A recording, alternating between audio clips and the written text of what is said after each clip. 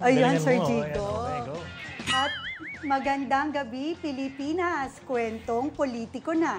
Oras na muli para pag-usapan ng mga kaganapan sa politika ngayong maghapon.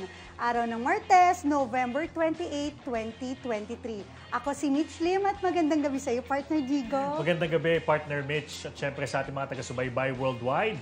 Mahaba-habang kwentuhan na naman ito, kaya patuloy lang po kayong tumutok. Ako po si Jigo Postolero. Narito muna ang ating mga politiko headlines ngayong gabi.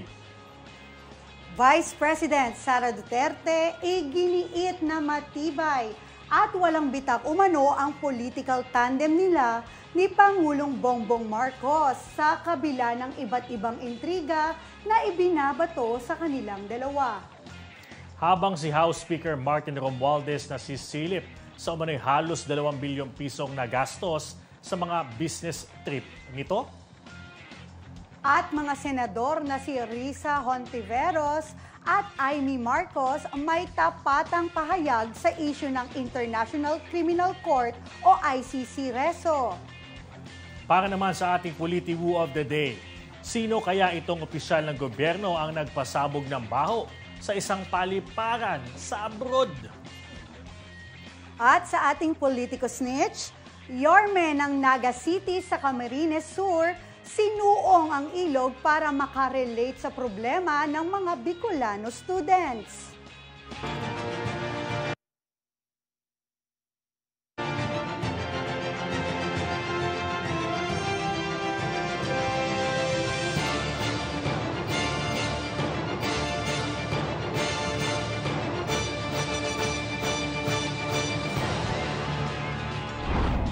Sa detalye ng mga balita, iginiit ni Vice President at Education Secretary Sara Duterte na walang bitak sa unit team o tandem nilang dalawa ni Pangulong Ferdinand Marcos Jr.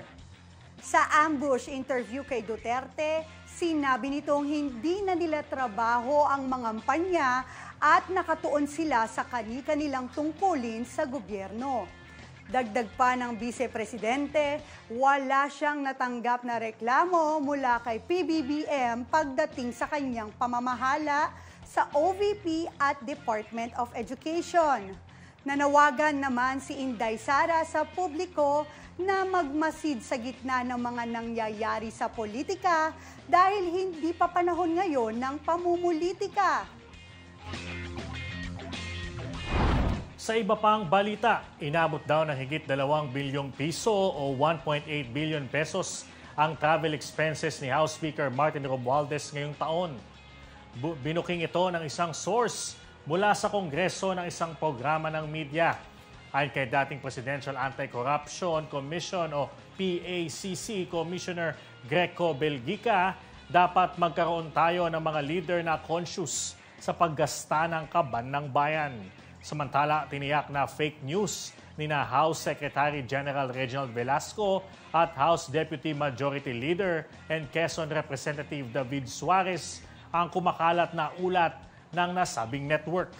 Hinimok nila ang publiko at ang media na mag-ingat at ugaliing beripikahin ang kanilang impormasyon bago magpakalat ng mga akusasyong walang basehan. Kasunod ng paghain ni Senator Risa Hontiveros ng resolusyon na humihikayat sa Malacanang na makipagtulungan sa ICC kaugnay sa human rights situation sa Pilipinas, agad naman itong inalmahan ng mga kapwa niyang mambabatas. Para sa buong detalye ng kwento, ihahatid sa atin yan ni Raymond Tinaza. Matapos sa Kamara, naghain na rin ng resolusyon si Senator Risa Hontiveros na humihikayat sa Malacanang para makipagtulungan sa International Criminal Court o ICC at bigyang assistance ang International Tribunal sa kanilang investigasyon sa human rights situation sa Pilipinas. Sa proposed Senate Resolution number 867, sinabi ni Hontiveros na mismong si Pangulong Ferdinand Bongbong Marcos Jr. ang nangakong isulong ang human rights at high accountability sa mga human rights violations. Ayon kay Hontiveros, ang pinakamainam na paraan ng Malacanang para ipakita ang commitment sa pagtaguyod ng human rights ay sa pamamagitan ng pagkipagtrabaho sa ICC sa pagkamit ng hustisya para sa mga human rights violations victims. Ayon naman sa mga pinakahuling pahayag ng Pangulo, mukhang posible itong kooperasyon na matagal nang hinihingi ng mga biktima ng human rights violations at ng kanilang pamilya. So, ngayong umaga, nag-file ako ng Senate Resolution number 867 upang patuloy na himukin ang Malacanang na makipagtulungan na sa International Criminal Court o ICC ukol sa investigasyon nito sa sitwasyon ng karapatang pantao sa Pilipinas. Si Presidente mismo ang nangakong itataguyod ang karapatang pantao at ang high level of accountability sa mga paglabag sa karapatang pantao sa bansa. And cooperating with the investigation is the best way for Malacanang to show its commitment. Pero mahigpit namang inalamahan ni Senator Amy Marcos ang resolusyon ni Senator Hontiveros na mistulang naghahangad daw ng gulo o basag ulo. Iginit ni Senator Amy na ang desisyon kung magipagtulungan ang Pilipinas sa ICC o hindi ay nasa ehekutibo at nagsabi na rin ang kanyang kapatid na si Pangulong Bongbong Marcos na walang jurisdiction ang ICC na magsagawa ng investigasyon. Pero sakaling mai-refer daw ito sa kanyang komite, magsagawa pa rin ito ng patas na deliberasyon at debate gaya ng ibang mga resolusyon. Basag ulo to. So they're really looking for trouble. But President Duterte has said repeatedly, bring it on. Para sa akin, ang totoo, desisyon ito ng ehekutibo. Ibig sabihin ng ating si Presidente, na paulit-ulit nang sinabi na hindi papapasukin ang ICC. Sang-ayon po ako doon. Samantala, bagamat inasahan na nito ang resolusyon, inamin naman ni Senator Ronald Bato de la Rosa na masama ang loob nito kay Senator Hontiveros. Naniniwala si Senator Bato na pinapersonal siya ni Hontiveros dahil kabilang siya sa mga akusado sa anti-drug war ng Duterte administration. Inihayag nitong wala siyang balak lapitan, kausapin at makipagplastikan kay Senator Hontiveros. Normal pa rin, pero ayaw ko may kapagplastikan. Ha? Hindi ako plastic na tao. When I say, masama ang loob ko, sasabihin ko talaga, masama ang loob ko sa'yo.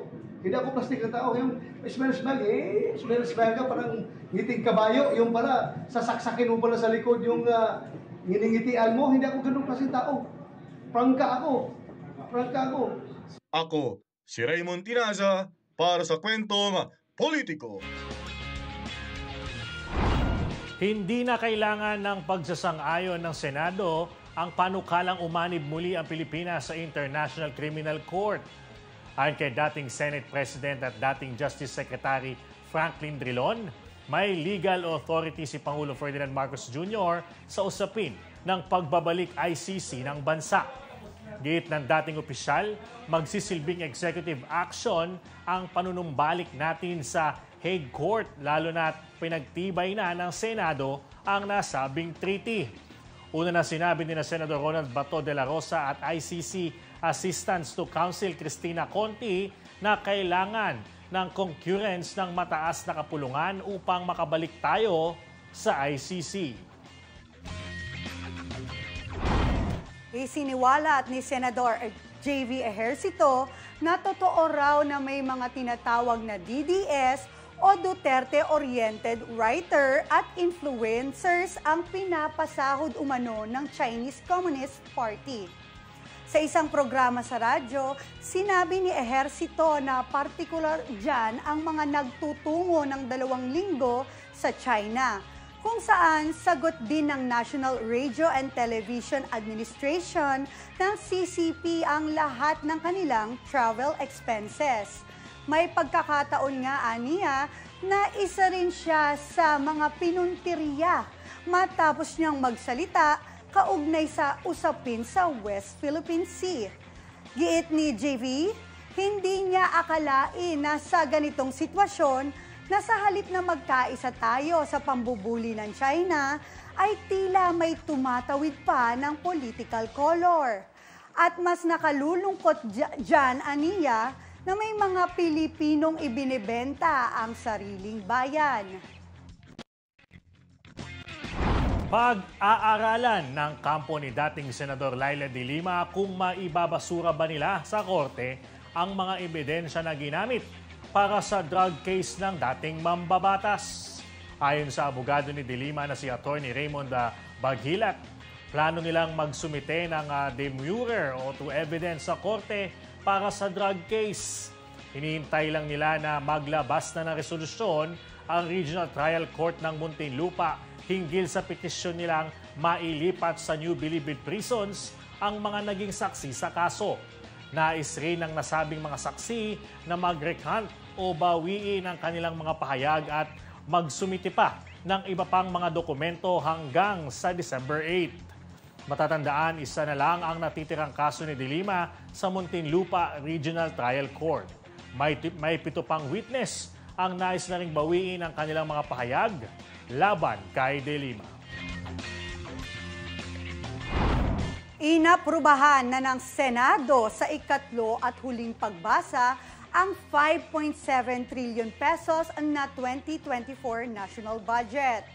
Ito ay matapos bumoto ang 21 senador pabor sa mosyong ipasa ang pambansang pondo at isa ang nag-abstain at walang tumutol. Dahil dito, uusad na ito sa pag-iisahin ng Kamara at Senado ang kani-kanilang bersyon ng 2024 General Appropriation Act upang makabuo ng isang pinal na bersyon na isusumite kay Pangulong Ferdinand Marcos Jr. Samantala, una nang sinabi ni Finance Secretary Benjamin Diokno na malalagdaan ni Pangulong Ferdinand Marcos Jr. ang 2024 national budget bago tumungo sa Japan sa Disyembre. With 21 affirmative votes, 0 negative votes, 1 abstention, House Bill number 8980 is approved on third reading. Congratulations. Mariing kinundina ni Senador Raffy Tulfo ang paglipana ng mga ukay-ukay sa ating bansa gayong ipinagbabawal ito ng ating bansa. Kaya naman nakatikim ng sermon ng Bureau of Internal Revenue at Bureau of Customs dahil dito nagbabalik si Raymond Tinaza. Mahigpit na kinastigo ni Senator Raffy Tulfo ang Bureau of Internal Revenue o BIR at Bureau of Customs kaugnay sa talamak na pagpasok ng mga used clothing o mas kilala bilang ukay-ukay sa bansa. Sa pagdinig ng Committee on Ways and Means, sinabi ni Senator Raffy, mga basura ang mga ito na natatakdang i-recycle sa mga pinanggagalingang bansa pero inaangkat ito papasok sa Pilipinas para naman ibenta. Ayon kay Tulfo, malinaw sa PD 2036 of 1986 na bawal ang pag-import ng mga ukay-ukay habang sa RA 4653 pinapayagan lamang ito kung ibibigay sa mga biktima ng kalamidad pero bawal na ibenta. Kinestyon din ni Tulfo kung may kinikita ba dito ang BIR dahil sa kanyang pagkakaalam ay wala ni kusing ang nakakolektang buwis nito ang gobyerno. Nagtaka ang senadora na kung bakit sa kabila ng mga batas nagkalat pa rin sa buong bansa ang bentahan ng mga ukay-ukay. Kaya daw siya naghain ng panukalang batas para mapalakas ang kampanya laban sa ukay-ukay na binibili kahit ng mga may kaya dahil branded na ay mura pa kahit na ito ay gamit na at pinaglumaan sa ibang bansa. Imbis na i-recycle, meron kasi mga scheduled for discarding used clothings sa iba't ibang bansa at pinipick up para i-recycle, pero instead na i-recycle, pinapadala itong basura. We have PD 2033 in 1986 na sinasabing bawal ang pagpasok ng used clothing sa bansa. We have RA 4653 na sinasabing bawal ang pagpasok ng mga used clothing sa bansa except to donate sa mga victims ng calamities. Ako, si Raymond Tinaza, para sa Kwentong Politiko. Kumpiyansa si House Speaker Martin Romualdez na hindi imposible ang pangarap ni Pangulong Ferdinand Marcos Jr. na mapababa sa 20 pesos ang kada kilo ng bigas. Sa pagdalo ni Romualdez ng Sugbo Merkadong Barato o Cebu's Cheap Market Program, sinabi nitong pinatunayan ng mga Cebuano na makamit ang makabili ng dekalidad na bigas sa halagang 20 pesos. Sabi ng House Speaker, sa halip na aniya na magreklamo ang taga Cebu sa mataas na presyo ng bilihin, ginawa nila itong hamon upang gumawa ng paraan at tugunan ang mataas na inflation sa daigdig. Pinasalamatan din ni Romualdez si Cebu Governor Gwen Garcia sa ipinamalas na pamamahala na nagresulta sa pagbuo ng solusyon sa mataas na presyo ng bigas. Umaasa ang opisyal na kakalat sa iba't ibang bahagi ng bansa ang inisyatibong 20 pesos na kada kilo ng bigas. Umapela si Senador Lito Lapid sa pamahalaan na paigtingin ang laban nito sa agricultural smuggling ngayong holiday season. Kasunod ito ng isinagawang konsultasyon ni Lapid sa mga magsasaka ng La Trinidad Benguet kung saan idinadaing sa kanya ang epekto ng pagpupuslit ng produkto sa kabuhayan ng mga magsasaka. Ayon kay Lapid, dapat matapos na ang problema ng smuggling dahil patuloy na naghihirap ang ating mga magsasaka na siyang nagdadala ng pagkain sa ating hapag. Paliwanag ng senador, pinatatamlay ng talamak na agri-smuggling ang lokal na industriya dahil nalulugi sila sa pagbaha ng puslit na produkto sa merkado. Kaya kaisa si Lapid sa mga na may panawagang ipasa kaagad ang Anti-Agricultural Economic Sabotage Bill na siyang pupuksa sa problemang ito.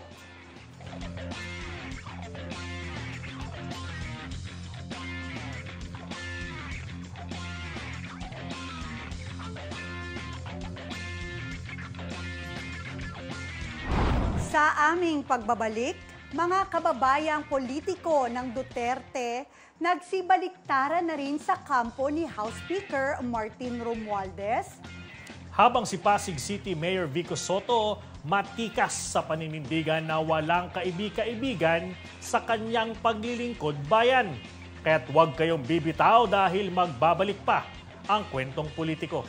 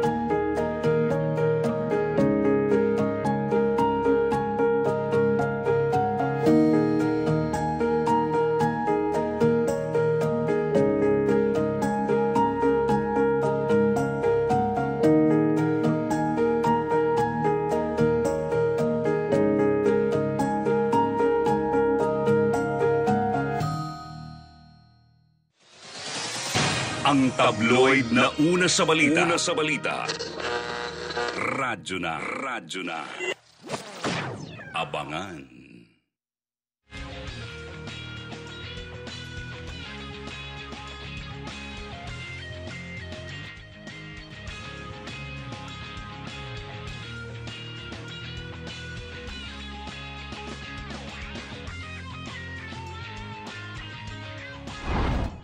Sa pagpapatuloy pa ng ating balitaan, inaprubahan ni Pangulong Ferdinand Marcos Jr.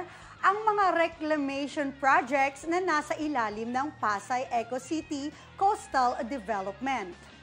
Kasunod ito ng matagumpay na makakuha ng Environmental Compliance Certificate at area clearance ang nasabing mga proyekto mula sa Department of Environment and Natural Resources at Philippine Reclamation Authority. Ayon sa Pasay City LGU, sumunod din ang mga nasabing proyekto sa mga panuntunan ng kanilang lungsod. Noong Agosto, sinuspinde ni Pangulong Marcos ang nasa 22 reclamation projects sa Manila Bay upang tignan kung sumusunod ang mga ito sa panuntunan ng gobyerno at ang posibleng epekto nito sa komunidad at kalikasan. Pinayagan ng National Security Council ang plano ng grupong Atin Ito Coalition na magsasagawa ng Christmas convoy sa West Philippine Sea. Ayon sa NSC, nakipagpulong sila sa mga leader ng grupo at nagkasundong lalayag sila sa bisinidad ng Ayungin Shoal pero hindi nila inirekomenda ang paglayag diretso ng BRP Sierra Madre. Dagdag pa rito, bibisitahin din ng Christmas convoy ang Pag-asa Island upang mamahagi ng regalo at supplies sa Philippine Navy at Philippine Coast Guard na siyang magsasagawa ng resupply mission sa BRP Sierra Madre. Nakatakdang isagawa ang Christmas convoy sa December 5.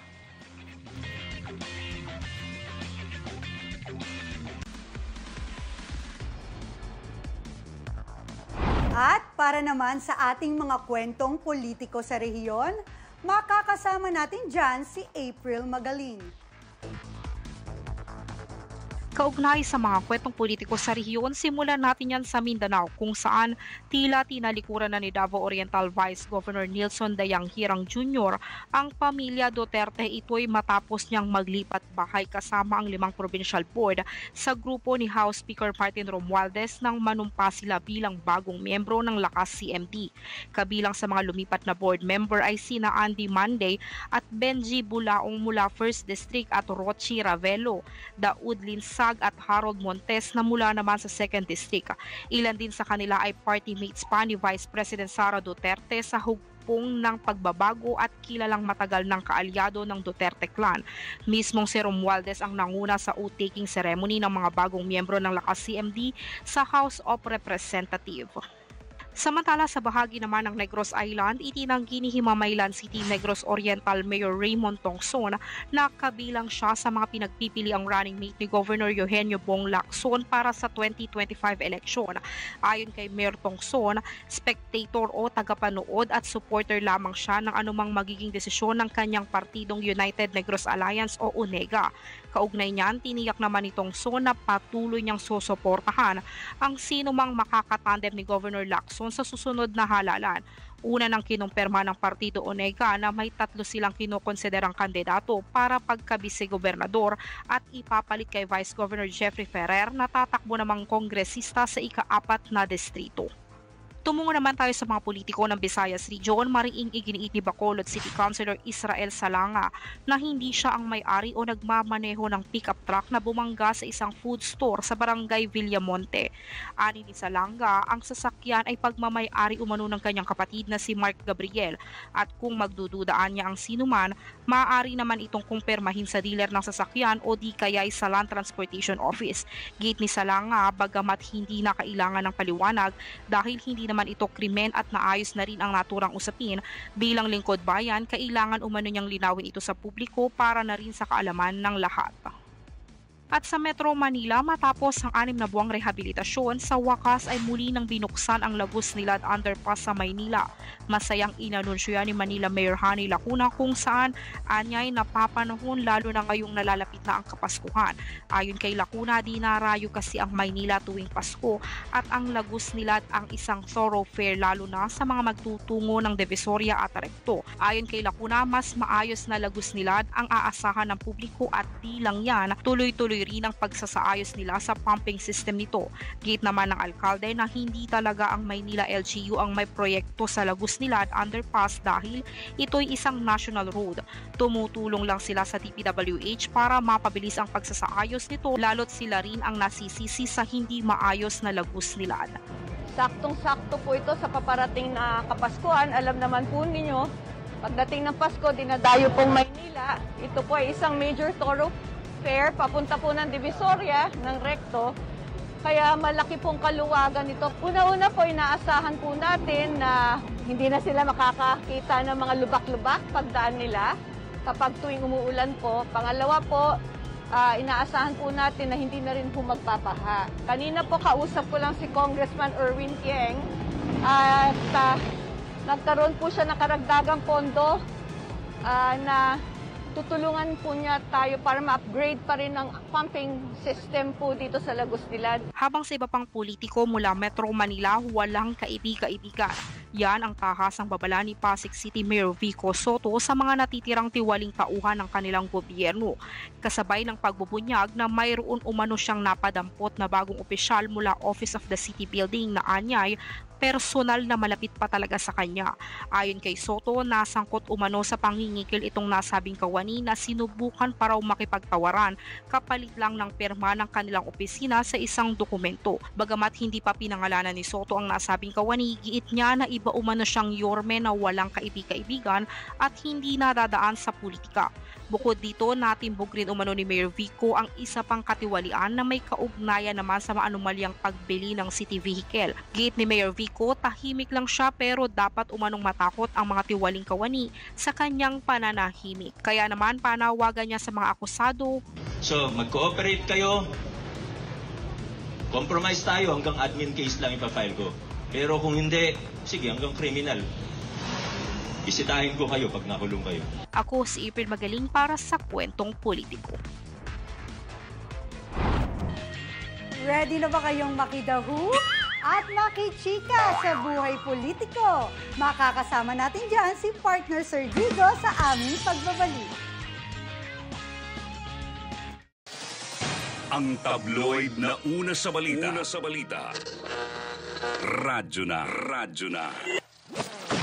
Abangan.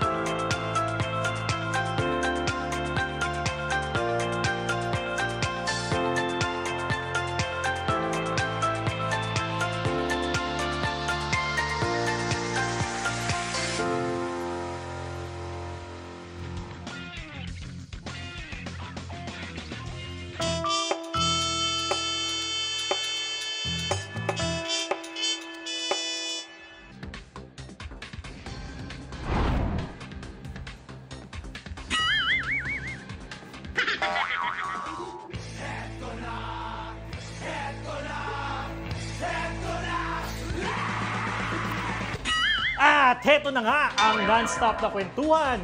May bookingan sa mga kalokohan at kapilyuhan ng bawat opisyal ng gobyerno. Kaya naman ngayong gabi, hulaan kung sino itong government executive na huli sa akto ang pagpapasabog ng kabahuan o kababalaghan sa isang paliparan abroad. Ayon sa ating scooper, pabalik na ng Pinas noon si subject ng hinang mangyari ang hindi inaasang pagtawag sa kanya ng kalikasan, which is very normal naman sa sino man. Pero ang malupit kasi sa eksena ng opisyal, tila karma ito ni subject matapos itong sulitin ang malabuffet na complimentary meal sa VIP lounge ng airport. In short, lantak to the max ang peg nito. Kaya nang kumulo ang tiyan, dali-dali itong nag-emergency exit sa dining area at kumaripas ng takbo sa trono. Chika pa ng ating source, may ibang mga tao umano ang nakasaksi ng pagpapasabog ng baho o paglalabas ng sama ng loob ni subject sa trono na inabot daw ng kalahating oras. At nang mahimasmasa ng tiyan ni subject, tila nadala na raw nito ang magmukbang at nanahimik na lang sa kanyang VIP lounge seat. Clue! Ang government official na nagpasabog sa banyo ng airport ay nanilbihan din sa nagdaang administrasyon.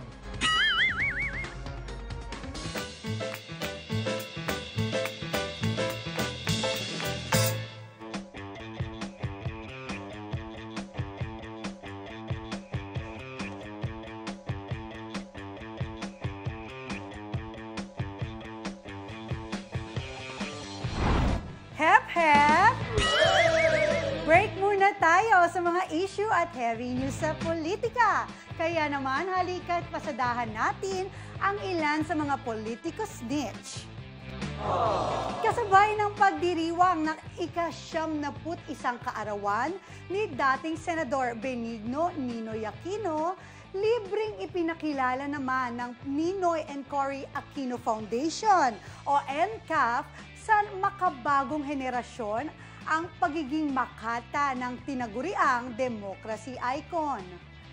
Sa pamamagitan ng pag-publish ng halos 20 talumpati nito sa Senado mula taong 1968 at 1972. Sa nasabing mga Ninoy speeches, mababatid rito ang kwento't istorya ng pakikipaglaban ng dating senador sa hustisya, katotohanan, kalayaan at demokrasya sa gobyerno. Isa sa mga talumpati na mababasa sa official online site ng NCAF ay ang artikulo na may pinamagatang Operation Sagittarius, ang ikangay huling talumpati ni Aquino sa Senado, na naglalaman kung paano ibinunyag ni Ninoy ang pagpaplano sa deklarasyon ng batas militar noong dekada 60. Ayon sa organisasyong NCAF, ang mga mensahe sa published speech ng dating senador ay tila hindi nalilipasan ng panahon o kumukupas hanggang sa kasalukuyang sitwasyon. Speaking of legacy, kahanga-hanga naman ang naging pamamaraan ni Naga City Mayor Nelson Legacion kung paano niya maiintindihan ang tila mapanubok na sitwasyon ng mga Bicolano students sa kanilang pang-araw-araw na pagpasok sa paaralan. Kung saan tinawid ni Mayor ang ilog sa pagitan ng bayan ng Naga City at Pile, Camarines Sur, na siya umanong sinusuong ng mga bata para igapang ang kanilang pangarap. Sa post ni Mayor Nelson, makikita ang pagtulay ng alkalde sa mabatong ilog habang nakakapit lang sa makapal na lubid bilang dantayan niya sa bawat paghakbang sa rumaragasang tubig.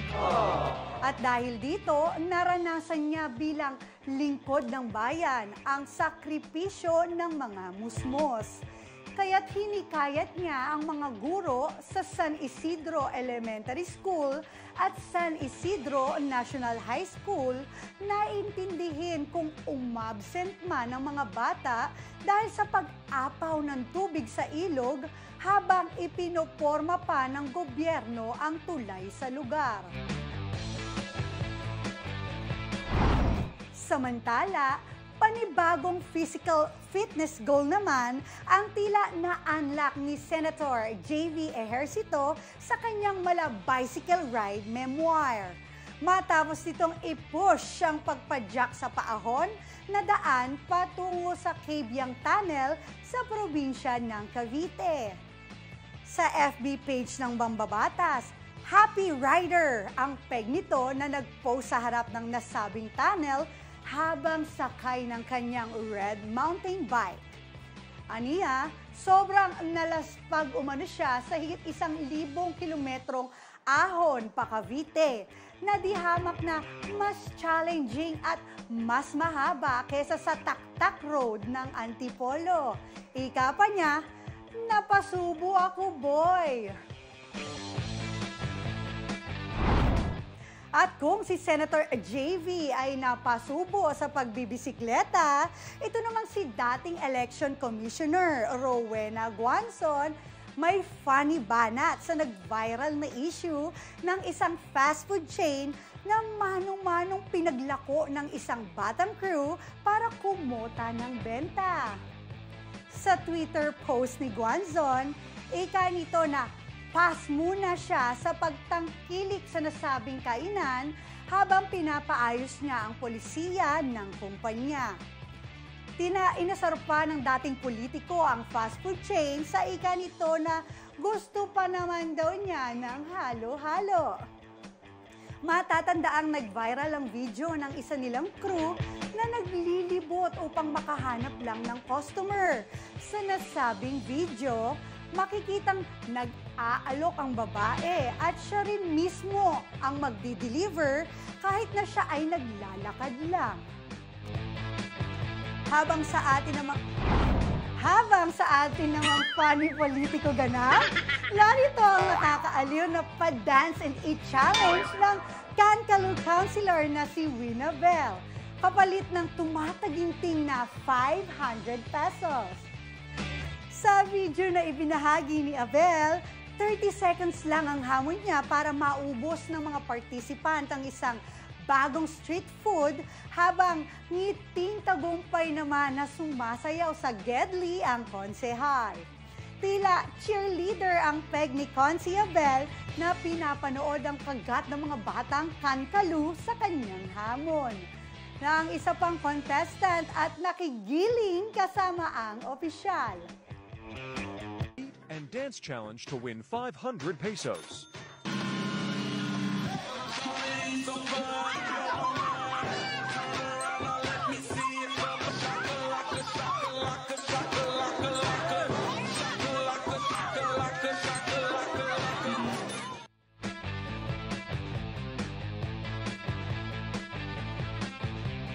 Ano yan, partner?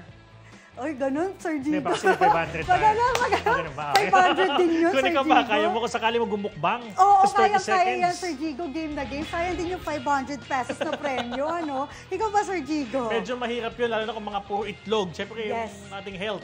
O, Yes. pampabata yun. Pero Yes. let's see, no? Tignan natin. Baka mamaya nandun sa labas, kapagbigyan natin yan someday. Tama. Pero nakakatuwa si Sir JV. Ehersito kasi nagbisikleta siya hanggang Relate.